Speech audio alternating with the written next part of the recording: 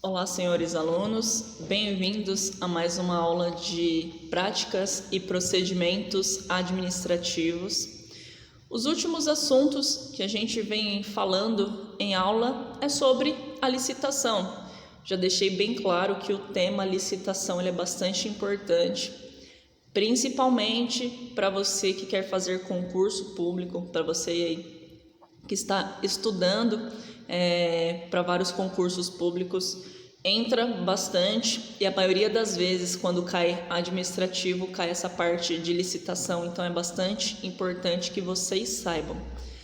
Lembrando que se a gente tá estudando aqui sobre essa parte de licitação, é importante que vocês tenham conhecimento também sobre a Lei 8666 de 93. Como a gente está chegando aí na parte final da apostila, através dessas aulas online eu consigo aprofundar um pouquinho mais no assunto e no tema com vocês. Então, infelizmente, a gente não está num período aí tão confortável, mas para nossas aulas online a gente consegue ter um aprofundamento um pouquinho maior, porque o tempo, que a gente tem, principalmente para mim como professora, nesse monólogo eu consigo falar mais, então eu consigo ir sempre mais adiante com vocês. Então, o que eu pretendo, finalizando a apostila, provavelmente a gente vai finalizar hoje, ensiná-los através da lei, porque é importante para vocês saberem de onde que eu estou tirando tudo isso, por que vocês estão aprendendo tudo isso, tá? De onde que é baseado uma apostila. Então, a diferença é que a apostila aqui, ela não está separada em artigos, incisos, alíneas. A apostila é em texto, em texto dissertativo. Às vezes eu coloco alguns tópicos para ficar mais fácil, mais visual para vocês. E a apostila vem com a minha linguagem, Eu escrevendo aí para vocês, não vem com a linguagem do legislador. Eu tiro de determinado lugar e passo para as minhas palavras, certo?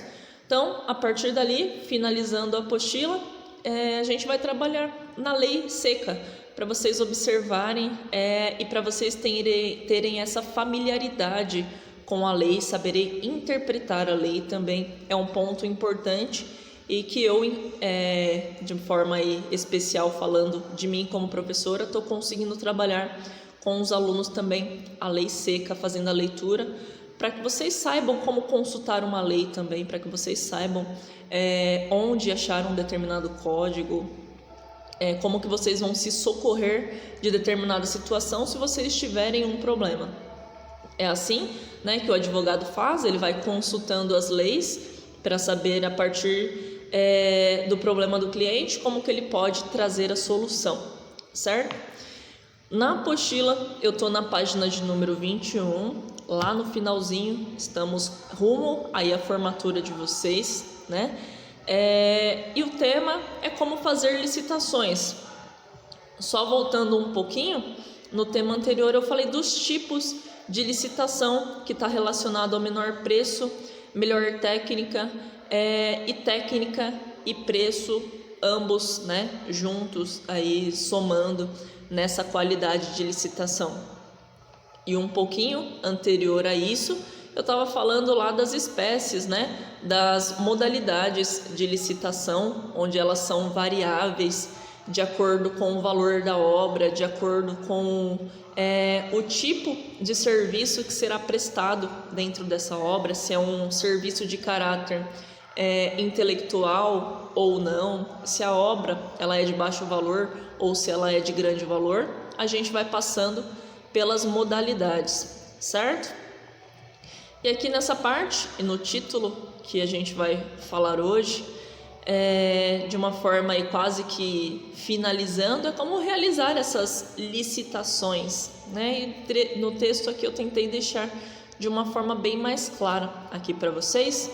E nesse primeiro parágrafo ele nos diz da seguinte forma: os atos de licitação devem desenvolver-se em sequência lógica a partir da existência de determinada necessidade pública a ser atendida, O procedimento tem início com o planejamento e prossegue até a assinatura do respectivo contrato ou a emissão de documento correspondente em duas fases distintas.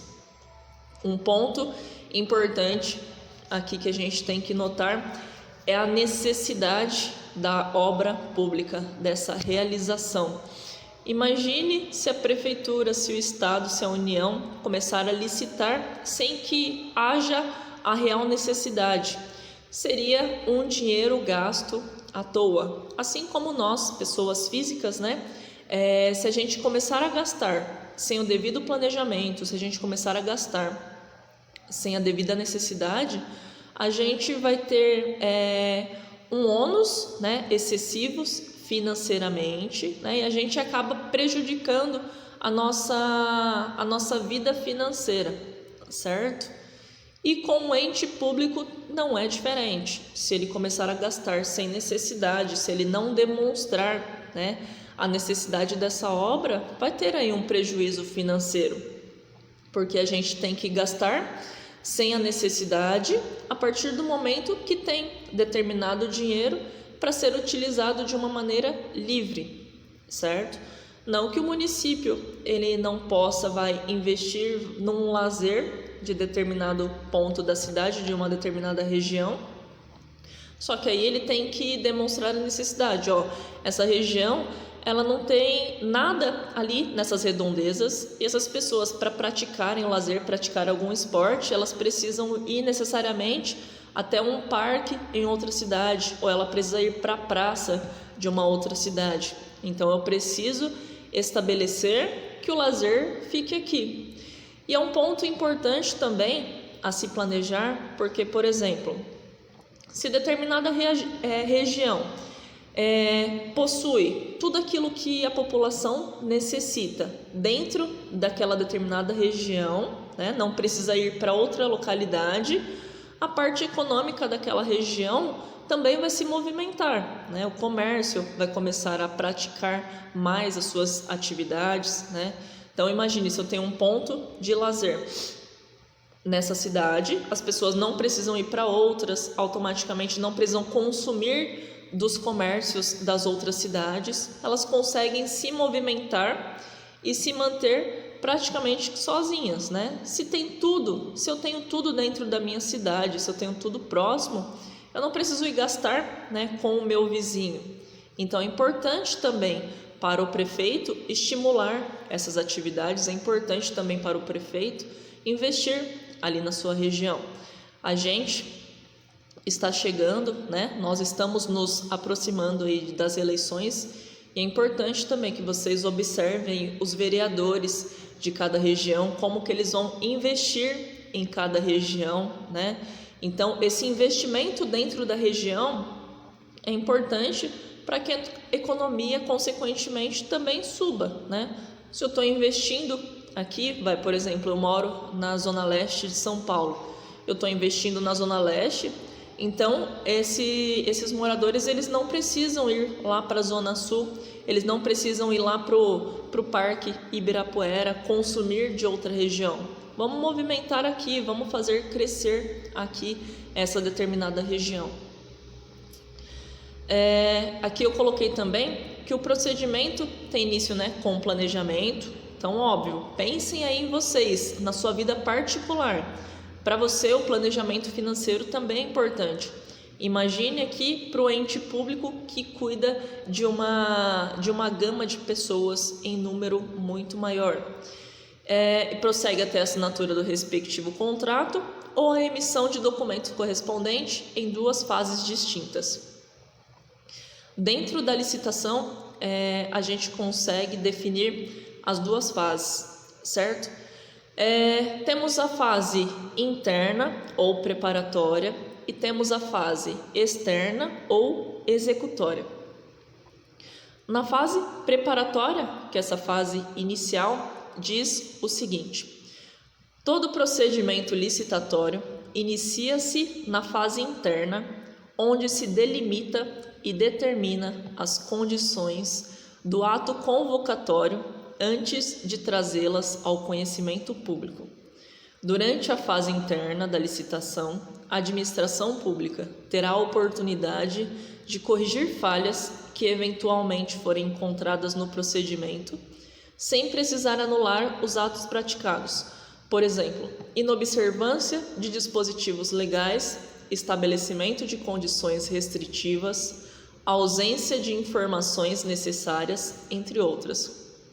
Então, como o próprio nome já diz, é aquela fase que vai preparar para que aí sim tenha a licitação, de fato. A gente já está dentro do caráter licitatório, mas ali dentro dessa fase, a administração pública ela tem a possibilidade de se organizar e de corrigir qualquer falha, qualquer vício, qualquer erro que ela possa encontrar dentro desse planejamento da licitação. Então, por isso que é a fase inicial. Imagine deixar de observar um erro, de certa forma grosseiro, e chegar lá na parte final da licitação e ter que anular todas as etapas por causa desse erro grosseiro. Seria oneroso para a administração pública, seria oneroso, cansativo para os participantes, para aqueles que pretendem concorrer à licitação, certo? Então, por isso que existem duas fases. Uma para ela se organizar e corrigir todos os erros, que possa acontecer dentro desse planejamento. E a segunda fase que é a de execução, certo? A fase em si, já mais objetiva da licitação. Essa segunda fase é a fase externa ou executória e conforme o texto da apostila está da seguinte maneira: inicia-se com a publicação do edital ou com a entrega do convite e termina com a contratação do fornecimento do bem, da execução da obra ou da prestação do serviço. Ao contrário da fase interna preparatória, que são possíveis as devidas correções, na fase externa, após a publicação do edital, qualquer falha ou irregularidade constatada será irreversível e levará à anulação do processo. Outro ponto e outro diferencial que vocês têm que observarem, se possível anotarem aí também, fase interna preparatória, ela ainda não tem esse caráter público. A fase externa executória, ela já está publicizada, Ela já está do conhecimento da população e das pessoas que querem participar dessa licitação. E além disso, qualquer caráter aqui, qualquer erro, ele torna todo esse ato anulado. Então seria muito prejudicial, como eu já falei anteriormente, a todas as partes envolvidas dentro desse processo de licitação. Agora, um segundo título aí é quem pode participar da licitação. A obrigatoriedade de licitar é princípio constitucional e ele está disposto lá no artigo número 37, o inciso 21 da Constituição Federal. Então, mais uma vez, a modalidade de licitar e a obrigatoriedade de licitar é constitucional, E a partir da Constituição, a gente criou uma lei para ensinar como que vai licitar, quais são os valores, porque a Constituição só diz: é obrigado para qualquer obra pública realizar a licitação, só que ela não diz como. Então, por isso que a Lei 8666 de 93 é um complemento a essa parte, esse artigo número 37, inciso 21 da Constituição, de licitar. É aplicável, ressalvados casos específicos, a todo ente da administração pública, direta ou indireta, como os entes da União, dos estados, dos municípios e do Distrito Federal. Porém, cada um possui sua própria competência para legislar, decorrente de sua autonomia política e administrativa. Então, lembrem-se, licitar é obrigatório, mas essa regra comporta algumas exceções. E dentro dessas exceções, eu citei até esse período que a gente está agora, de pandemia, onde existiram várias construções, desses hospitais aí dentro de estádio, dentro de algumas outras localidades, que sejam diferentes da própria unidade hospitalar, esses denominados aí hospitais de campanha. Então, imaginem você, é obrigatório licitar, só que eu estou dentro de um período de pandemia, né, onde as pessoas estão constantemente ficando adoecidas em números progressivos, inclusive. Então, como que eu vou planejar essa licitação? Como que eu vou tornar pública? Como que eu vou esperar ver quem é o vencedor dessa licitação, sendo que eu preciso para agora? Então, se eu estou diante de um ato que possa prejudicar a população, eu tenho que eliminar, né? Eu tenho que entrar dentro dessa exceção à regra de dispensa da licitação, senão seria muito moroso.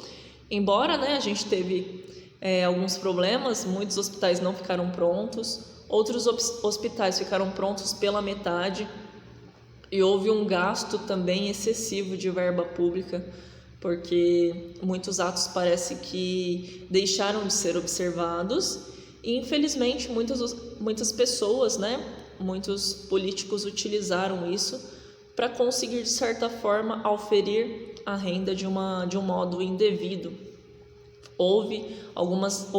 Aconteceram algumas denúncias de corrupção e a gente consegue ver aí através da mídia, da televisão, onde foi gasto, né, metade da construção do hospital, só que aí pararam porque não acharam mais necessário finalizar e acabaram perdendo todo o dinheiro ou parte desse dinheiro, dessa metade dessa obra de construção.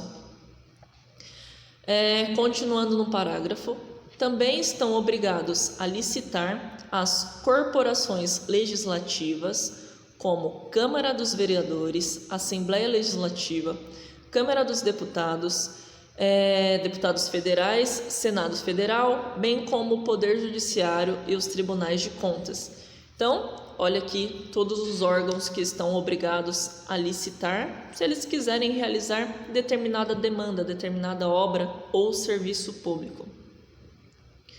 E aqui, como participar da licitação, que é um outro título também na continuação da apostila. Para participar de uma licitação, é importante que você prepare a sua empresa para se cadastrar na entidade pública com a qual pretende manter uma relação de negócio e assim você obterá o registro cadastral. Então, imagine você aí que você seja uma empresa, tá? E você pretende licitar com a administração pública. Supondo que você venda materiais de papelaria, você tem uma empresa para isso. Então, a gente imagina que seria um bom negócio você se cadastrar para participar de eventuais futuras licitações. Imagine você tendo esse contrato aí com um órgão que consome bastante produto e constantemente está necessitando dos seus produtos aí de papelaria. Então você tem que se inscrever dentro do órgão pelo qual você pretende licitar. E uma observação que eu falei nas aulas anteriores, certo? É que em algumas modalidades de licitação, dependendo do valor do contrato, você tem que estar inscrito em momento muito antes dessa licitação. E tem algumas modalidades de licitação que você pode se inscrever naquele momento e já estará apto a participar dessa licitação. Então é importante aí que vocês tenham um planejamento também como empresário, né? Então, ente público tem que ter um planejamento, empresário também tem que ter um planejamento para as duas partes, se tiverem interesse em compor uma licitação. Para obter esse registro, a Lei de Licitações estabelece quais documentos devem ser apresentados aos seus departamentos de cadastro. Esses documentos irão servir para comprovar a sua habilitação jurídica, qualificação técnica, qualificação econômico-financeira e regularidade fiscal. Além disso, a empresa deve apresentar situação regular, ou seja, ter registro na junta comercial, estar cadastrada na fazenda, tá? Seja ela federal, estadual ou municipal, com impostos, taxas e encargos sociais devidamente pagos.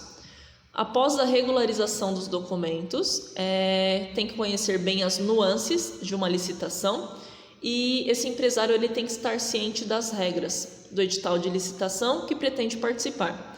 Todas as informações que precisa a respeito estarão dispostas nesse edital.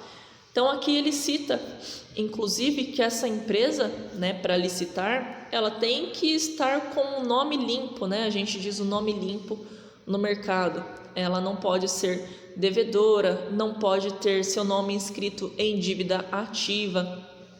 E uma observação e um link, que a gente pode fazer aqui com a nossa área do direito administrativo, com o direito tributário, as duas, nessa parte, elas vão andar juntas, porque para você, empresa, licitar, você precisa aí da certidão, negativa de débitos tributários, que está previsto lá no Código Tributário Nacional, inclusive, essa possibilidade de você retirar uma certidão, junto ao órgão competente, ao órgão público competente, dizendo que você não deve à Fazenda Nacional, à Fazenda Estadual, à Fazenda Municipal. Então é importante você ter essa empresa ter esse caráter também de ser proba, de ter o seu nome, de ser um nome bom dentro do mercado, não ser uma devedora, porque a administração pública ela também não quer problema. A gente finalizou aqui a apostila na página de número 2. Aí eu vou encerrar o vídeo também com vocês para não estender muito, sempre passando um vídeo complementar junto para vocês terem essa acessibilidade a outras linguagens de outros professores também. Eu acho importante vocês terem essa pluralidade de palavras, de termos, de maneira também de abordar determinado assunto. Então, por isso que sempre eu passo aí um vídeo meu, um vídeo complementar, para que vocês se encham de conhecimento. Não sou egoísta o bastante para prendê-los a mim, Sendo que a gente tem nessa possibilidade online de ter um conteúdo muito mais amplo, de vocês participarem de aulas de outros professores, mesmo que gravados, certo? Então, é importante que vocês sempre assistam aos meus vídeos, façam as anotações de vocês, assistam também aos vídeos complementares, é muito importante, tá? Muitas vezes esses outros vídeos complementares, como a gente da ETEC não estava preparado para isso, para esse momento online, esses vídeos complementares, eles conseguem também às vezes ter uma estrutura melhor, uma estrutura de lousa, uma estrutura de anotação. Então é importante, eu sempre escolho o vídeo que eu gosto, de assistir, que eu tenho uma certa facilidade de assistir, que me prenda a atenção, que eu não disperse, e passo também para vocês. Assim como vocês, na minha vida pessoal também sou estudante, então é importante que eu conheça e passe, Sou uma estudante sempre com vocês, sou uma estudante também de outros cursos de pós-graduação para a área de concurso, então eu gosto de dividir meu conhecimento com vocês. Sempre, na dúvida, me chamem, tá? Não hesitem em chamar o professor de vocês, não levem dúvidas para as próximas aulas, certo?